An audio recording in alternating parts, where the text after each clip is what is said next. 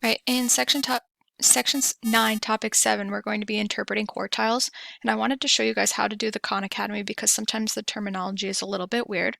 So the first thing that I want you guys to remember is that the minimum represents pretty much 0, so that's the lowest percentage of the data.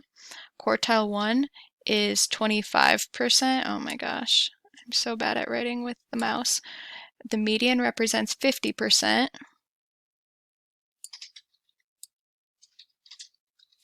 And quartile 3 represents 75%.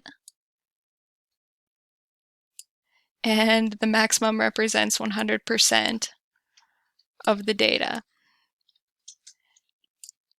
So in this problem, it says the 5-number summary for the number of aces Olga served during each tennis match is shown in the following table.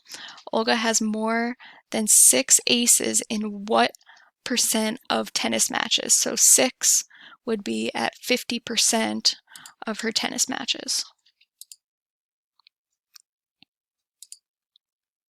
Okay, this one, it gives us a box plot. So again, remembering that the minimum is 0%, the quartile 1 is 25, the median is 50, quartile 3 is 75%, and the maximum is 100%. So it says the plot suggests that about 25% of quarterbacks in the boys football league threw fewer than what number of touchdowns. So we're talking about the bottom 25% of data. The bottom 25% is at quartile 1, which is 7.